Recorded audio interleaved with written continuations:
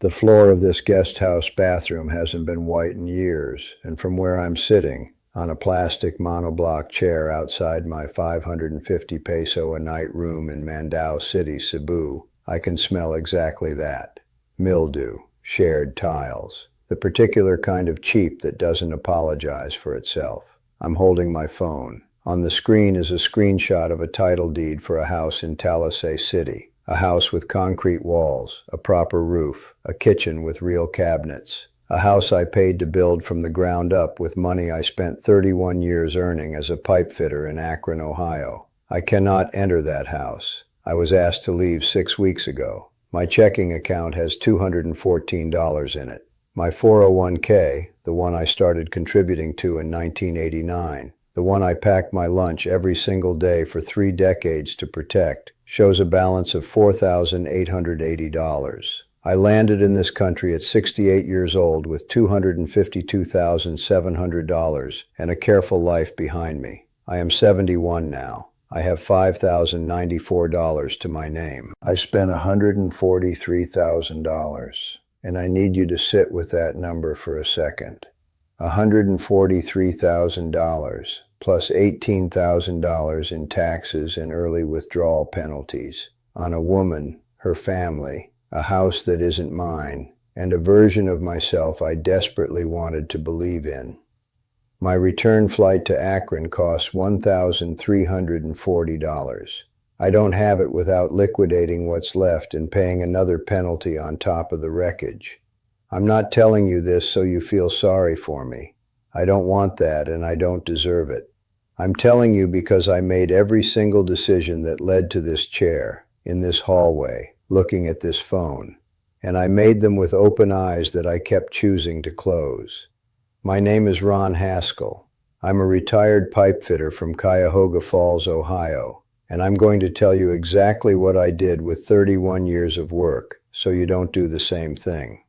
I want you to understand the kind of man I was before any of this happened, because that man is the whole reason it did. I started with the water infrastructure crew in Summit County at 33 years old, torquing flanges in February mud with hands that never fully warmed back up until May. 31 years. I showed up early. I never called in sick. I watched 3 foremen get promoted above me, nodded, and packed my lunch the next morning anyway. I married Deborah in 1984, and I was not a bad husband in any way I could measure. I just wasn't present in any way that counted. The work ate the hours ate the years, and somewhere in the middle of the 2000s, Deborah stopped waiting for me to notice the distance between us. She filed in 2011. 27 years, and the settlement took the house in Cuyahoga Falls, $218,000, plus $610 a month for 7 years. I moved into a 2-room apartment on Graham Road with a mattress, a recliner, and a coffee maker I'd bought at a gas station. Craig was living in Phoenix by then. Melissa was in Cleveland, 20 minutes away, and I saw her maybe 4 times a year. By 2019, we communicated almost entirely through birthday texts and a Christmas call that never lasted longer than 11 minutes because we had run out of the kind of things you say when you've spent a decade not saying the real things.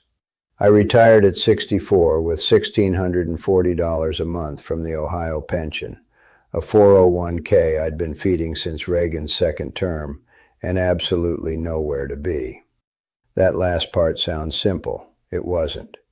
I had spent 31 years being the man who showed up. Suddenly there was nowhere to show up to. I'd get dressed at 6 a.m. out of habit and sit in the recliner until 9, drinking bad coffee, watching the parking lot. My left knee had been replaced in 2017. My blood pressure was climbing. And I had this thought that started quiet and got louder every single month of that retirement, that I had built a life the same way I'd built water infrastructure. Durable, functional, completely invisible until something breaks. I did not want to die like that. Not famous, not rich. Just not invisible. Not alone in a recliner in an apartment that had no memory of me in it. That thought, that specific and ordinary terror, was the open door. Everything else just walked through it. I want you to understand that I did not go to the Philippines looking for a woman. I want that on the record. I went looking for a place to stop feeling like a footnote.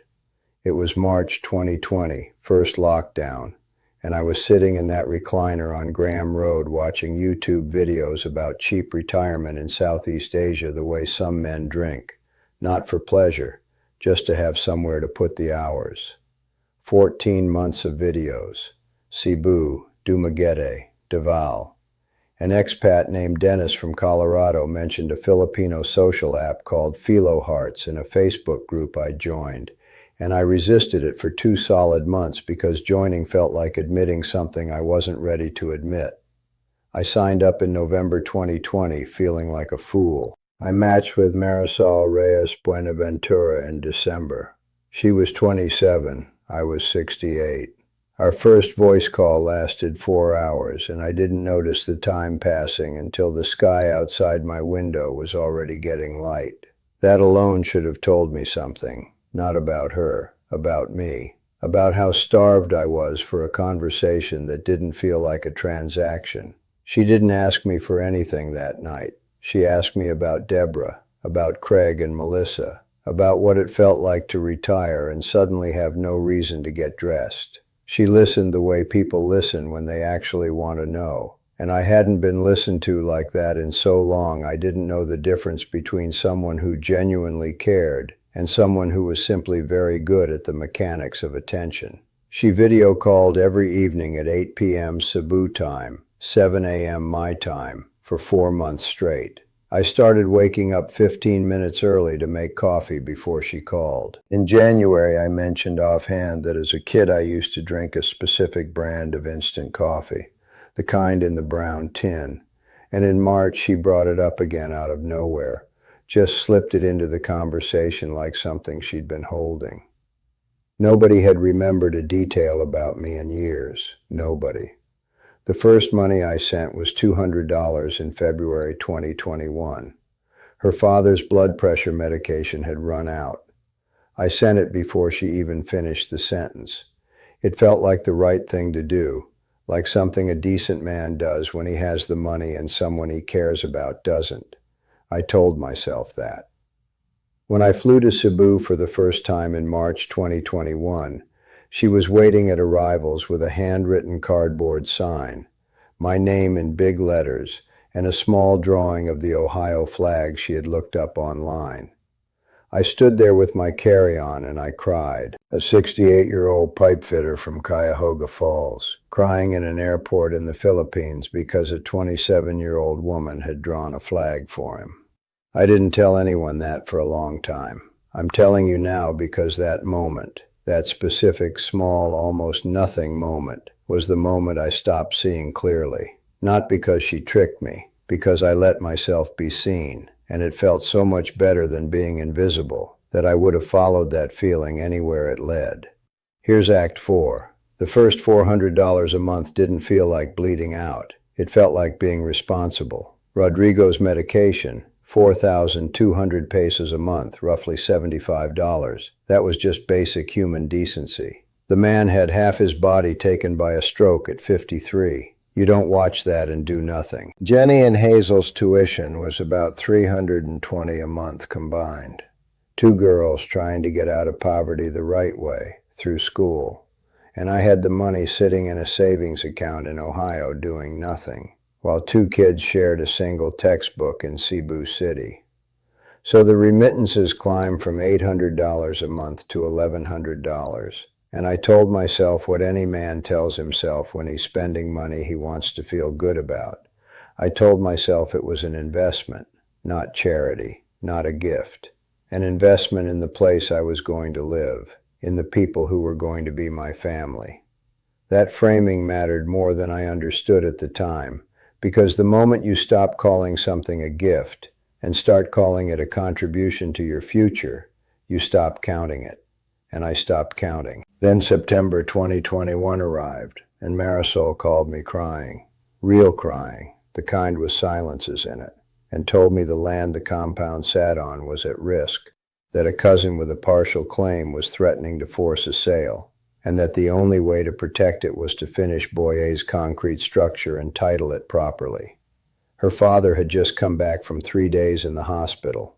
She said the total to finish the house and process the deed was 1,850,000 pesos, $33,000. I wired it in 2 tranches from my 401k, September and October, and I want you to hear that clearly.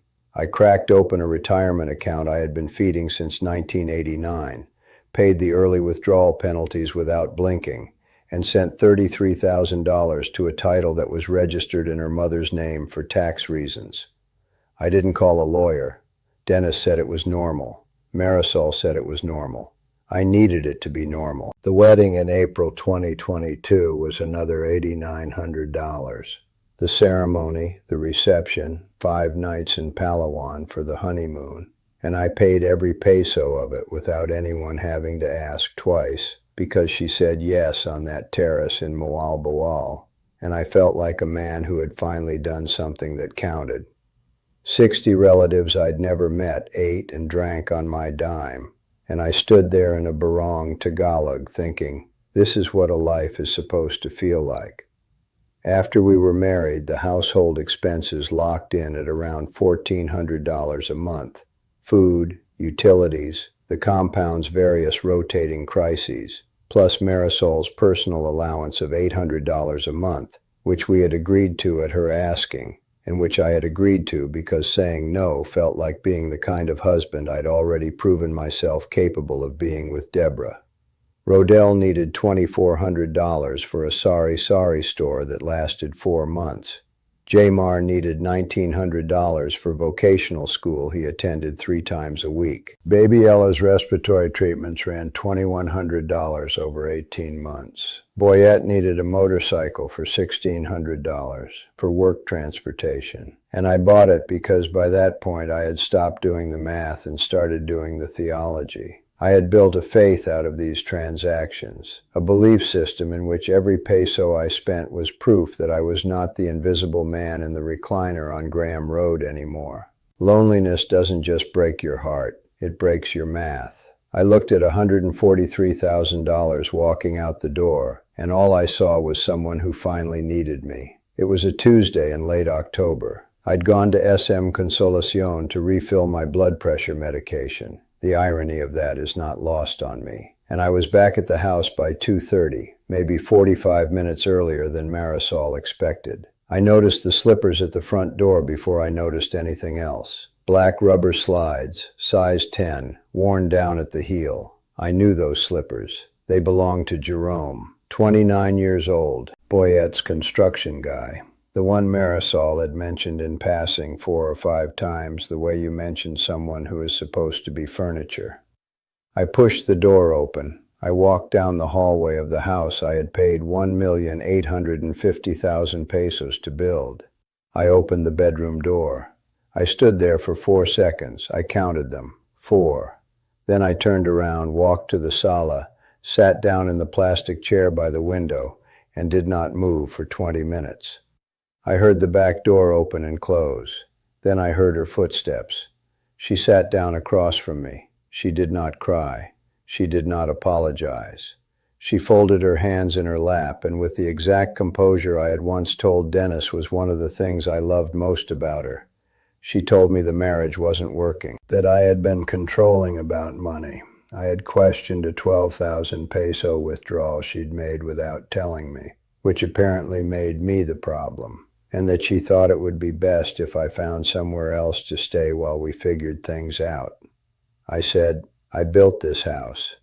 She looked at me the way you look at someone who has just said something technically true but completely beside the point. She said, the house is in my mother's name. You are a guest here.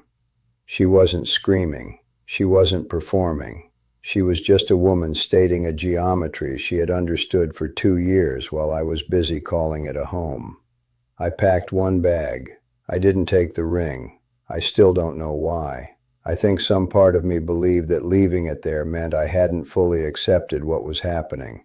I checked into the guest house in Mandao that same night.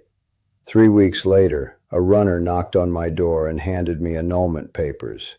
psychological incapacity, standard language. The lawyer's name on the filing was someone I had never heard of.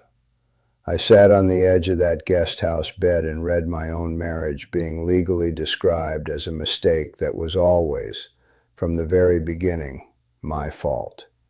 And the worst part, the part I keep coming back to at 3 in the morning when the ceiling fan clicks, is that I couldn't argue with it. Not really. I had walked into that bedroom and the only thing that surprised me was that it had taken this long. So here I am, back where we started, this plastic chair, this hallway, this phone in my hand showing me a number I still haven't fully made peace with. Let me give you the final count because you deserve to hear it clean. $33,000 to build a house I slept in for 18 months and can never enter again. $15,200 in remittances before I even got off a plane to stay. $8,900 for a wedding where 60 strangers ate on my dime and I stood there thinking I had finally done something that mattered. $28,000 in household expenses as a resident husband. $9,600 in personal allowance. Medical bills, tuition, motorcycles, sorry stores that died in 4 months, vocational school that got attended 3 times a week. All of it adding up to $125,000 in transfers, plus $18,000 in taxes and penalties I paid to crack open a retirement account I had been feeding since Ronald Reagan's second term. $143,000. 31 years of packed lunches and February mud and never calling in sick, and that's what I bought with it. Loneliness doesn't just break your heart, it breaks your math. I looked at $143,000 walking out the door, and all I saw was someone who finally needed me.